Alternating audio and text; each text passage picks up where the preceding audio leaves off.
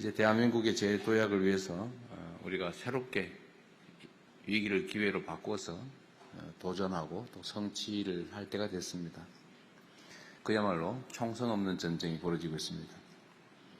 오늘 말씀드리게 될 국민성장 펀드는 정체된 우리 산업에 새롭게 활력을 불어넣을 것입니다. 그리고 국민과 정부와 경제계가 함께 대한민국 미래를 만드는 초석이 될 것으로 확신합니다.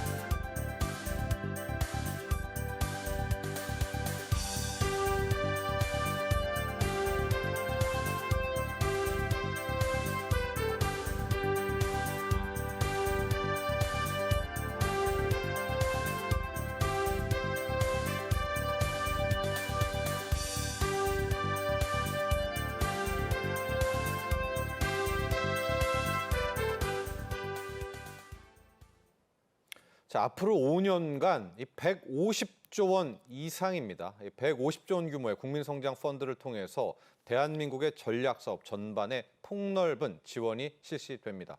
자, 향후 20년 대한민국의 성장 동력을 준비하게 되는데요. 역대급 규모의 국민성장 펀드 핵심 내용과 파급 효과 짚어보죠. 황세운 자본시장연구원 선임연구위원 함께합니다. 안녕하십니까? 네, 안녕하세요. 자, 박사님, 규모에 깜짝 놀랐습니다. 100조도 와 했는데 150조고요. 이것이 여러분 관이 주도를 하는 펀드이기 때문에 이 규모, 사이즈에 놀랄 수밖에 없습니다. AI, 또 데이터 센터, 또 에너지 고속도로, 반도체, 향후 이 대한민국의 첨단 산업에 투입이 된다라고 하는데요. 전반적인 개요부터 좀 짚고 가주시죠. 어떻게 조성이 되는지 또 어떻게 이게 투입이 되는지도 궁금합니다. 네, 일단 이제 규모가 150조라는 점 가장 압도하네요. 이제, 네. 압도적입니다. 네. 여태 이제 이전 정권에서도 사실 이제 관제 펀드들이 조성된 적이 있기는 합니다만 이렇게 대규모로 조성되는 것은 사상 유례가 없다라는 말씀을 드릴 수 있습니다. 150조 원 전부 다 정부 자금에 의해서 조성되는 것은 아니고요. 네. 75조 원, 그러니까 딱 절반 이제 정부에 의해서 조성이 되는 거고요. 나머지 75조 원은 민간에 의해서 조성되는 목표치의 개념이다. 이렇게 이제 이해를 해주시면 좋을 것 같습니다. 더 될 수도 있고 그런 거죠. 더 될 수도 네. 있습니다만 물론 이제 목표치를 달성할 가능성은 충분하다고 전망해 볼 수가 있죠. 그래서 민간 75조 원, 그다음에 정부 자금 75조 원 이렇게 이제 조성이 돼서 첨단 산업 중심으로 이제 투입이 될 예정이다. 이렇게 봐주시면 좋을 것 같습니다.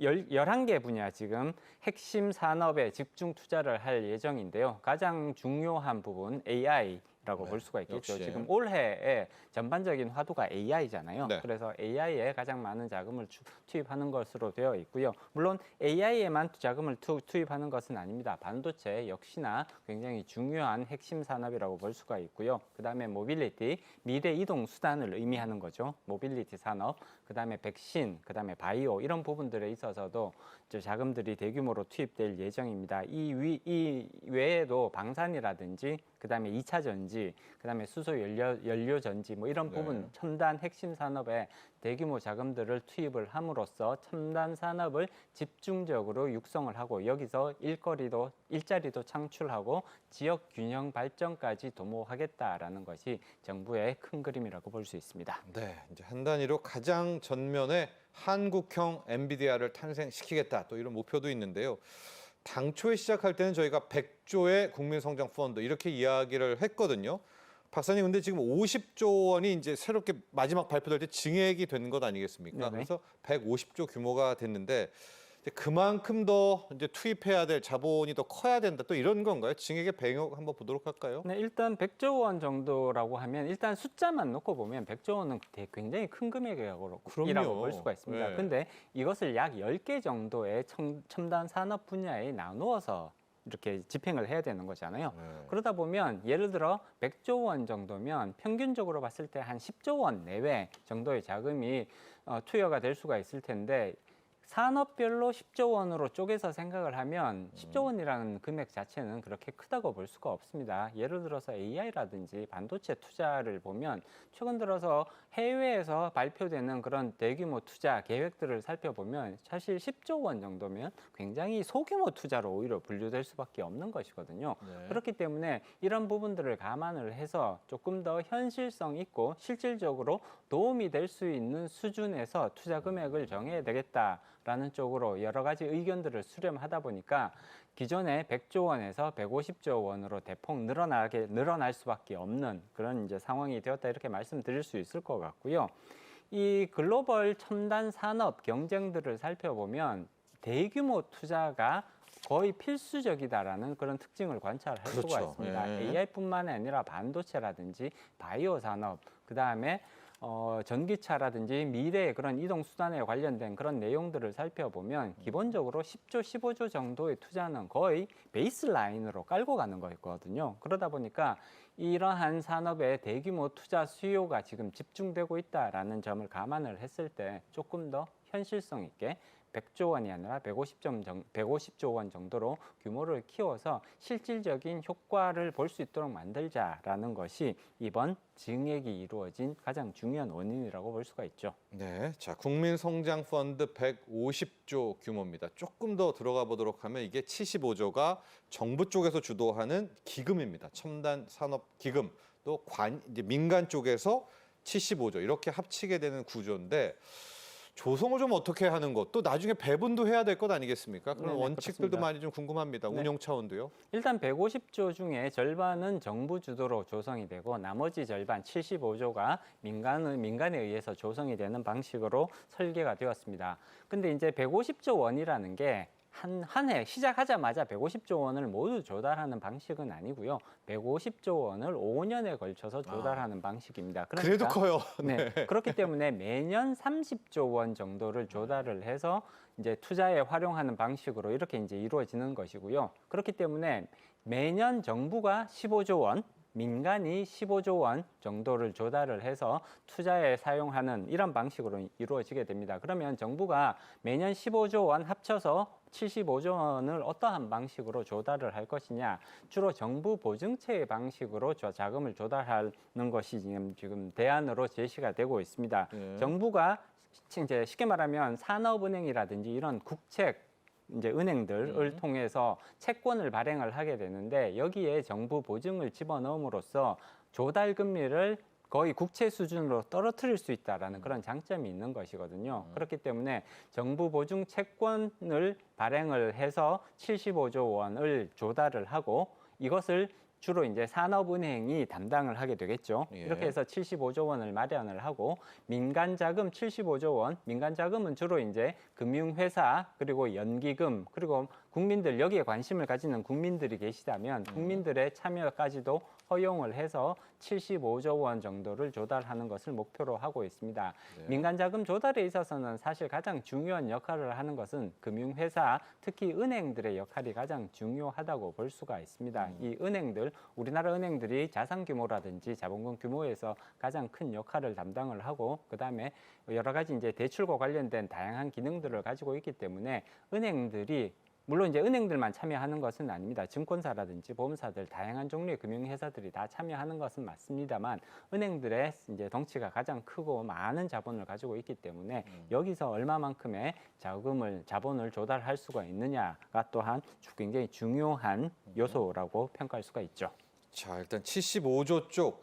근데 양 사이드, 이제 기금 쪽도 그렇고 민간 쪽도 그렇고 아마 국내 금융기관들이 좀 많은 역할들을 하지 않을까 이렇게 보고 있습니다. 자, 어떤 경제 효과를 기대할 수 있을까? 이게 어떤 식으로 운용될까? 이것도 많은 관심이 좀 있습니다. 자, 구현철 경제부총리는 확실하게 성과가 나올 때까지 계속해서 한번 가보겠다 이렇게 좀 이야기도 했거든요. 많은 국민분들도 이게 뭔가 좀 눈에 보이는 성과가 나오길 많이 기대하는 것 같아요. 네, 그렇습니다. 네. 일단 이 성과를 보이겠다라는 그런 굉장히 강력한 의지의 표명이라고 말씀드릴 수가 있을 것 같고요.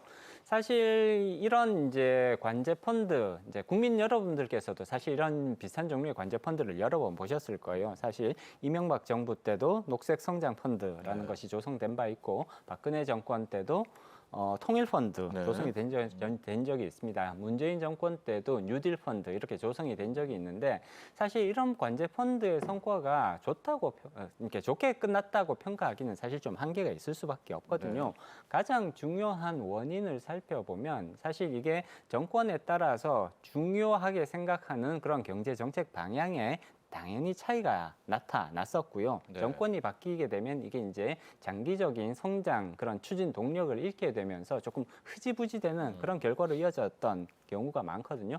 그렇지만 이번 같은 경우에는 이제 정권이 성립하자마자 바로 이렇게 출범하는 그런 펀드라고 볼 수가 있고, 그다음에 이 방향성 자체는 시장이 필요하다고 인정하는 그런 방향성과 완전히 일치하고 있거든요. 지금 시장에서도 우리가 과연 향후 우리의 미래의 먹거리를 어떠한 방향성으로 세팅을 할 거냐, 현재까지는 우리가 잘해오고 있지만 새로운 성장 동력을 우리가 제대로 찾고 있지 못하는 것이 아니냐, 그리고 이러한 성장 동력을 찾기 위해서는 결국은 첨단 산업 그리고 벤처 기업에 대한 집중적인 투자가 필요한데, 그 투자를 담당할 주체가 지금 보이지 않는다. 이런 부분들이 시장에서는 굉장히 중요한 문제점으로 인식이 되어 왔습니다. 누군가 투자를 조금 해줬으면 좋겠는데 그 투자를 담당할 주체가 보이지 않는다는 거였거든요. 정부가 이번에 이렇게 대규모 국민 성장 펀드라는 정책을 꺼낼 수밖에 없었던 것도 결국은 우리가 현재와 같은 이런 상황에서 아무런 액션도 취하지 않은 상태에서 지나가 버리면 골든타임을 놓치면서 결국은 우리의 미래 성장 동력을 확보하지 못하는, 그럼으로써 저성장 기조가 아예 고착화되어 버리는 그런 결과로 이어지게 되지 않을까, 이러한 우려에서 이제 시작되었다라는 말씀을 드릴 수가 있을 것 같고요. 이러한 이제 국민 성장 펀드를 통해서 여러 가지 그 첨단 산업 육성을 위한 다양한 투자 활동, 그다음에 대출 활동으로 연결될 그런 방식으로 운용이 됩니다.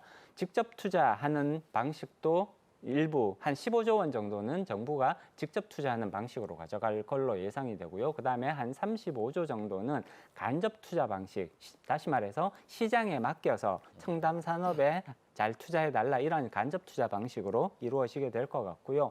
그다음에 인프라에 대한 투융자가 50조 원 정도 지금 이루어질 예정입니다. 그리고 마지막 50조 원 정도가 대출의 형태로 2%대의 초저금리 대출 방식으로 기업들에 대한 지원이 이루어지게 될 예정인데, 이러한 방식으로 구체적인 플랜을 가지고 접근을 하게 되면 사실 성과를 5년 이내에 그 성과가 나타날 가능성은 상당히 있다고 평가를 할 수가 있죠.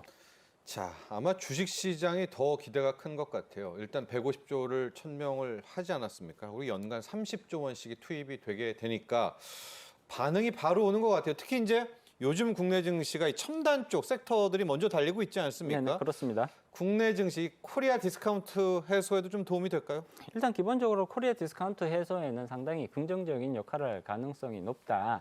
사실 지금 여러 가지 코리아 디스카운트 해소를 위한 정책적인 시도들, 제도 개선을 위한 노력들이 계속해서 이어지고 있고, 이것이 여러 투자자들, 외국인 투자자들이나 기관 투자자들로부터 굉장히 긍정적인 평가를 받고 있단 말이에요. 네. 사실 이 상황에서 국민 성장 펀드를 통해서 첨단 산업에 대한 육성 부분들이 중점적으로 이루어지게 된다면 결국은 주식 시장에 새로운 강자들이 나타날 수 있는 그런 가능성을 키우는 요소가 될 수밖에 없는 것이고요. 이런 것들이 결국은 이번 정부가 목표로 하고 있는 코스피 5천 시대를 조금 더 빨리 앞당길 수 있는 그런 촉매제로 작용할 가능성은 충분하다고 볼 수가 있습니다. 우리가 해외 사례에서 보면 엔비디아라든지 이런 이제 첨단 기술을 가지고 있는 기업들이 성장을 하고 거기 주식 시장의 주축이 되었을 때 주가 상승을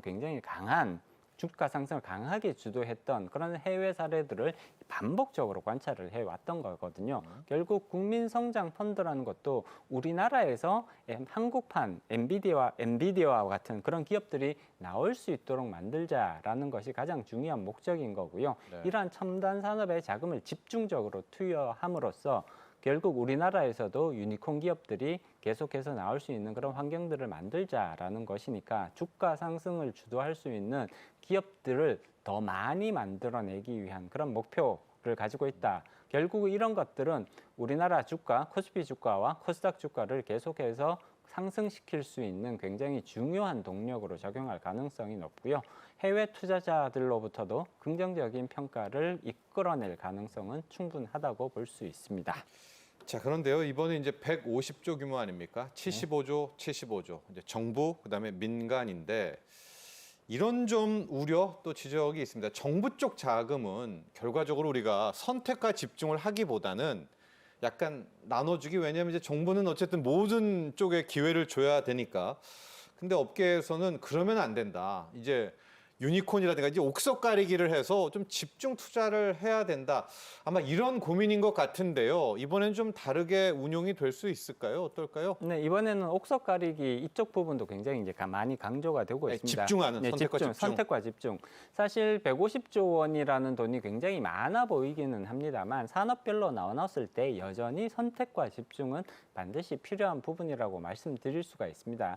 잘 될 것 같은 떡잎부터 괜찮아 보이는 이러한 기업들, 벤처 기업들 적극적으로 발굴을 해서 여기에 집중적으로 투입할 수 있는, 그리고 마찬가지로 벤처 기업뿐만 아니라 사실 대기업들도, 그리고 대기업이나 중견기업들도 굉장히 중요한 역할을 할 수밖에 없습니다. 사실 대규모 투자를 통해서 굉장히 큰 파급 효과를 가지고 올 수 있는 그런 투자안들은 벤처 기업들보다는 오히려 대기업들에서 더 많이 나올 가능성이 높거든요. 이렇게 봤을 때 꽤 수익성이 높고 투자의 가치가 있다고 판단되면 대기업이라고 하더라도 국민성장펀드로부터 집중적으로 자금을 투입을 해서 이러한 투자 기회를 극대화, 적극적으로 살리는 노력들이 반드시 여기에 포함될 걸로 지금 예상이 되고 있고요. 그렇기 때문에 이전처럼 여러 기업들한테 그냥 공평하게 나눠주기식으로 자금이 n분의 1식이요. 네, 그렇죠. 나눠주기식으로 자금이 투입될 가능성보다는 오히려 그 미래의 수익성이라든지 여기에 그만큼 첨단 기술력을 가지고 있느냐, 내지는 기술 개발력을 가지고 있느냐, 이런 것들을 집중적으로 평가를 해서 그러한 가능성이 높은 기업에 더 많은 자금이 투입되는 방식으로 설계가 되었기 때문에 이전과 같은 그런 나눠먹기식의 그런 행태가 반복될 가능성은 사실 상당히 낮아져 있다, 이렇게 평가할 수가 있습니다. 자, 그런데 이번 펀드와 관련해서 국내 금융권은 좀 긴장하고 있다고 합니다. 왜냐하면 이 관에서 모으는 75조도 결국 보증채로 가게 되는 거겠고요. 민간 섹터에 있는 투자 부분도 뭐 엔젤 투자라든가 결국 이 모험 투자를 금융권에서 담당해야 되지 않느냐, 이런 목소리들이 좀 있거든요. 자, 이런 부분은 좀 어떻게 생각하십니까, 박사님? 네, 일단 금융권은 이제 조금 부담이 된다라는 얘기가 나오네요. 나올 수밖에 없는 거죠. 사실 75조 원이라는 자금이 사실 대부분 금융권에서 조달되어야 되는 것이고요. 은행, 증권사, 그리고 보험사, 이 세 개 중요 금융권에서 상당 부분을 이렇게 부담을 해야 될 가능성은 상당히 높다고 평가를 해볼 수가 있습니다.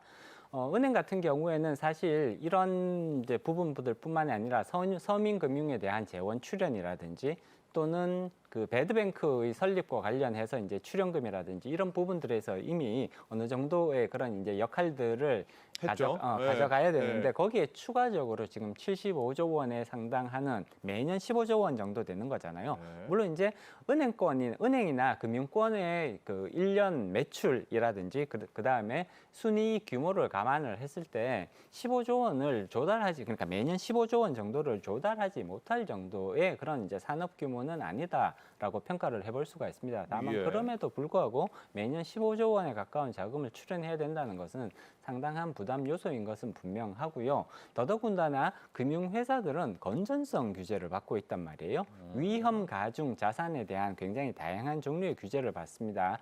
그 은행 같은 경우에는 BIS 비율 규제를 받죠. 그다음에 증권사 같은 경우에는 NCR 규제를 받고요. 그다음에 그 보험사 같은 경우에는 RBC 규제를 받습니다. 그런 여러 가지 위험과 관련된 그 자산 관리의 건전성 관련 규제들을 받게 되는데 만약에 이렇게 그 이제 75조 원이라는 그런 이제 자금 조달에 참여를 하게 되면 예를 들어서 은행은 자금을 이렇게 그 낸 다음에 네. 이런 것들을 대출로 예를 들자면 벤처 기업들에 대한 대출 같은 것들로 이제 결국은 이어야 될 텐데 네. 그 주택담보대출 같은 경우에는 위험 가중 그 자산 그 계산을 할 때 15% 정도의 가중치밖에 안 받거든요. 일반 기업 대출 정도는 75% 정도의 가중치를 받게 되는데 벤처 기업 같은 경우에는 무려 400% 정도의 이제 더 가중치, 위험하다 이렇게 훨씬- 보는군요. 그렇죠. 예, 그렇기 떼일 염려 때문에 있다. 예, 예. 훨씬 더 위험한 그런 이제 가중치를 받게 되는 거고 그렇게 되면 결국은 은행이 자금을 이렇게 조달을 해서 실질적으로 대출이라든지 투자로 연결시켰을 때 거기에와 관련된 위험, 건전성 관리 규제에 있어서 상당한 부담을 느낄 가능성은 충분하다. 사실 은행 쪽에서 여러 가지 이제 약간 우려 섞인 목소리들이 나오고 있는 것이 이렇게 되면 은행들이 실질적으로 여기에 대출을 하기 위해서 다른 곳에서의 대출을 너무 많이 줄여야 되는 이 건전성 관리 때문에 너무 많이 줄여야 되는 그런 결과로 이어질 수도 있는 것이 아니냐. 이것은 조금 현실적인 우려라고 말씀드릴 수가 있거든요. 그렇기 때문에 위험 관리와 관련된 이런 이제 규제는 일정 부분 조금 완화시켜주는 그런 모습도 필요하다고 말씀드릴 수 있습니다. 자, 이제 마무리해 보도록 하겠습니다. 관 주도, 이제 정부 주도 펀드입니다. 150조 원. 규모는 사상 최대이지만 자, 우리가 꼭 성공시켜야 되겠다. 이런 또 의지도 함께 표명되고 있습니다. 자, 관 주도의 펀드, 정부 주도의 펀드가 좀 더 효율과 만나서 정말 좋은 결실 내기 위해서 어떤 보완책도 필요하다고 봅니까?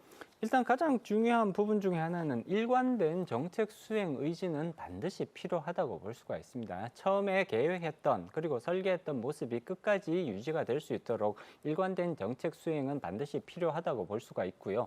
그리고 금융 정책만으로 우리가 원하는 목표를 달성하는 데에는 분명히 한계가 있을 수밖에 없습니다. 금융 정책과 더불어서 산업 정책의 변화도 반드시 필요하다고 볼 수가 있거든요. 가장 대표적인 것이 여러 가지 산업과 관련된 규제 정책, 규제 완화가 동반될 때 네. 이런 금융 정책의 효과도 극대화될 가능성이 높습니다. 범부처 간의 협력을 통해서 이러한 펀드가 정상적으로 작동하기 위해서 어떠한 방식의 규제 완화가 필요한지를 적극적으로 검토를 해서 이를 구체적으로 실행하는 모습도 반드시 필요하다고 볼 수 있습니다. 네. 자, 지금까지 황세훈 자본시장연구원 선임연구원과 함께했습니다. 오늘 감사합니다. 네, 고맙습니다.